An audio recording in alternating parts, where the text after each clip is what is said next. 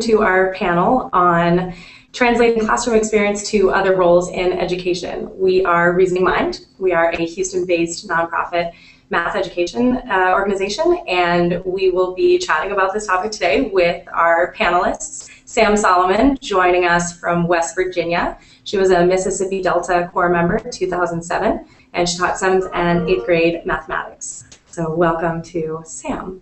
We are also joined by Karen Pecci in our Houston office. She was a Houston 2010 Corps member. She taught geometry and algebra 2. And followed by Candy Johnson, who was Houston 2009 and taught kindergarten. So we'll open up the questions to the panelists. Let's start with how your experience in the classroom has translated to your current role in education outside of the classroom. And anyone can just jump in. Well, so I'm a knowledge engineer, and I help with developing our curriculum and trying to model math lessons. So, I mean, that's really a direct connection to the classroom.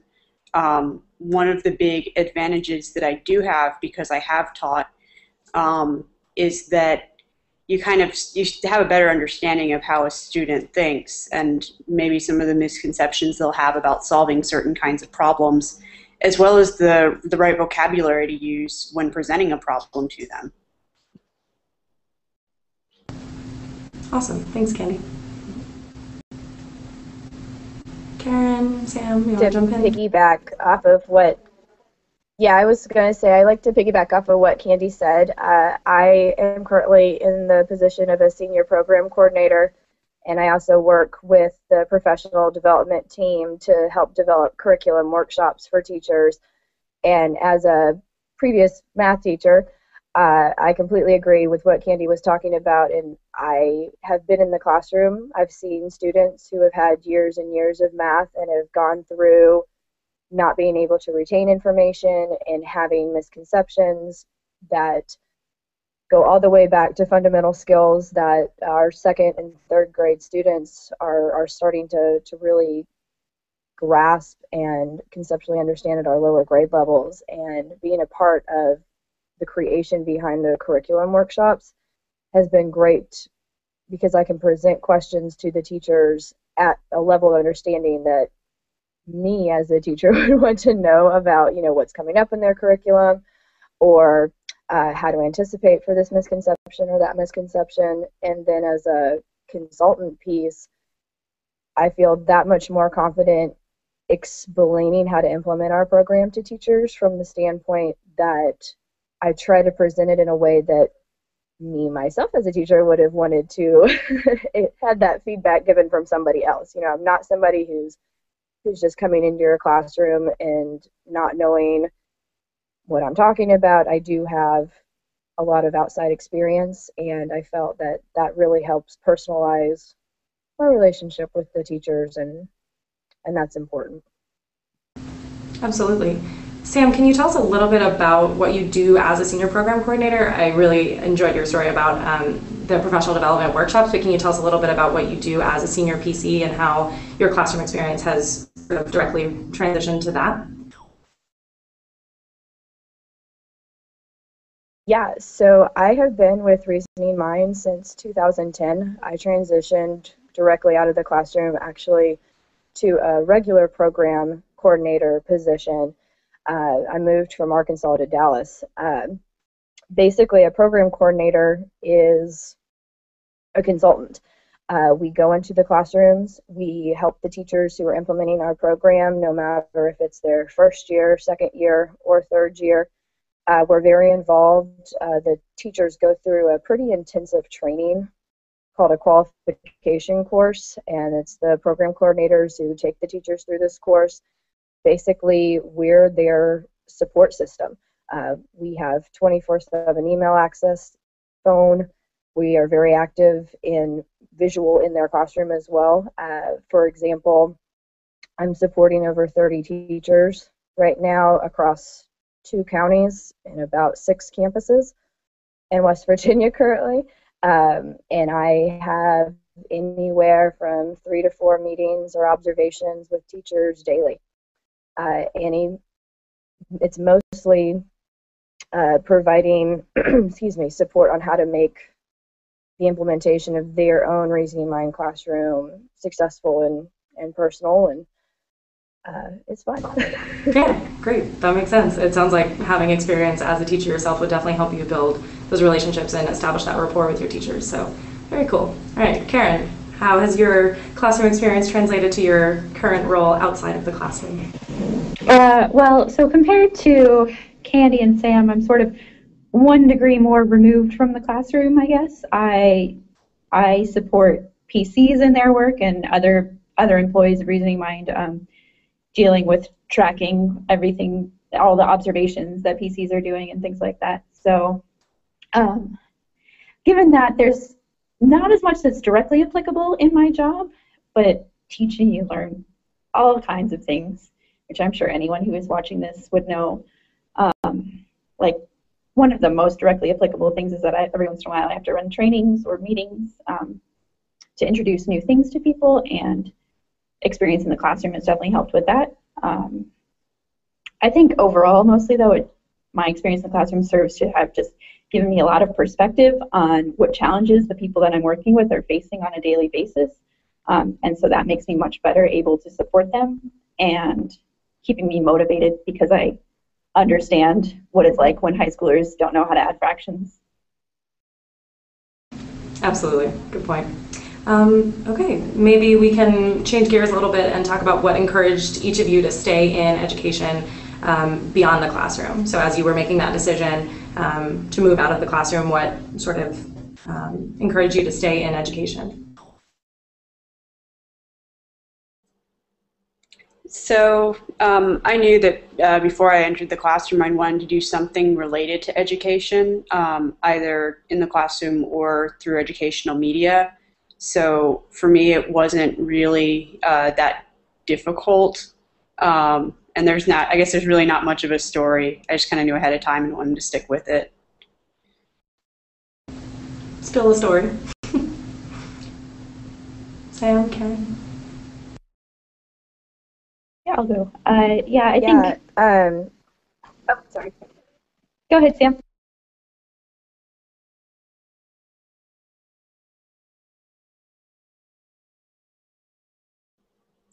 You're fine, Karen. Go ahead. Okay. Well, I think sort of the same, but I didn't always know that education was what I wanted to stick with, but I think being in the classroom showed me what an important problem it was, and there are so many different ways that things can be done, and I don't think you see a lot of that in the classroom, or at least that's how I felt. I felt like my options were limited just by the people that I interacted with on a daily basis, and I probably could have expanded that, but I thought that I really was very interested in this whole idea of making teaching more enjoyable. And I thought, and I still believe that Reasoning Mind is a good way to do that. But Sam knows more about that than me because she works with these teachers. Yeah, Karen, can you tell us a little bit about maybe PD and your role working with teachers, in addition to sort of helping them implement the program, also the professional development, and how your background has prepared you for that?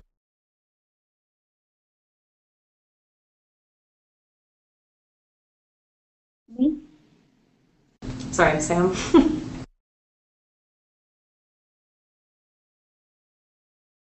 I'm sorry, can you repeat the question? Sure. So Karen was mentioning that she thinks Reasoning Mind is a great way to make teaching more enjoyable. And so I was wondering if you could talk a little bit about how your work with professional development at Reasoning Mind sort of plays into that, and how your experience as a teacher has led you to help support other teachers. Yeah, definitely. That was actually a big reason why I made the transition outside of the classroom into a program coordinator position. When I was teaching, and I taught 7th and 8th grade mathematics, was a part of a lot of curriculums that came in, non-traditional curriculums that came into the classroom. I worked at an extreme extreme situation school. Very rural, very high poverty. So the state was basically trying a lot of things with my school to try to help the success rate. And it was extremely frustrating as a teacher because the level of support that I was given when I was a teacher was, in my opinion, not what I needed to make the program successful. And when I was teaching, kind of a tangent, I also worked with teacher professional development at my campus. And one of the things that struck me was how I was a new teacher, so I was very technologically savvy, in my opinion. I was comfortable with smart boards. I was comfortable with calculators, and a lot of the more veteran teachers were not comfortable with that. And with the switch that campuses across the country are going to, whether it be 21st century, technology-based classrooms, et cetera, I kind of found my niche when I was teaching with helping other teachers make the switch from a traditional to a non-traditional classroom, and taking these non-traditional curriculums that I didn't feel I was being very well trained in, and actually revamping training for my fellow teachers.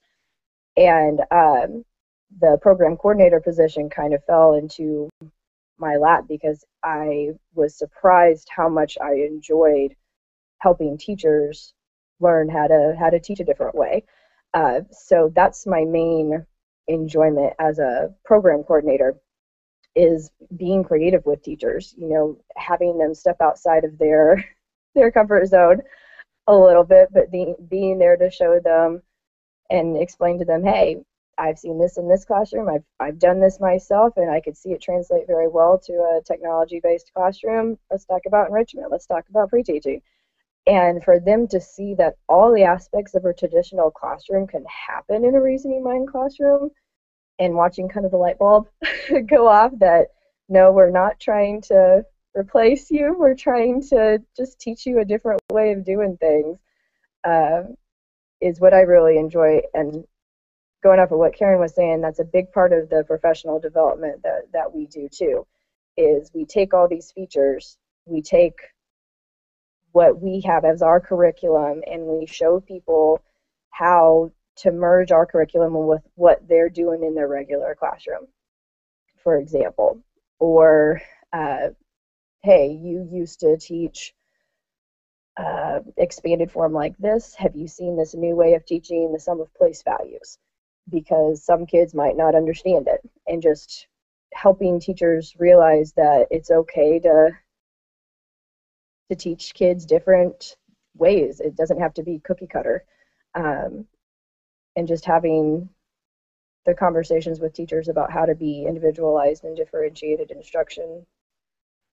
instructors is fun. Awesome. Thanks, Sam.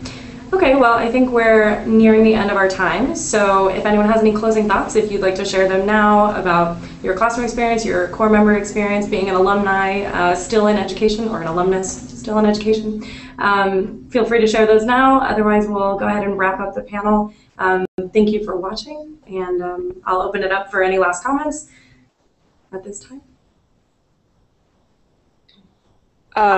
One of the other knowledge engineers recently sent out an article about the kind of conundrum that a lot of ed tech companies are in that teachers don't write software and people who write software don't teach, which creates a serious issue when we try and use software to educate students. So I would say that this is definitely an area where we need more people who have that classroom experience. So anyway, general comment. Okay, thanks, Candy. Well, it looks like I've been stuck in the dark, so maybe we'll wrap it up here. Thank you so much for watching, and look forward to more videos. Take care. Bye.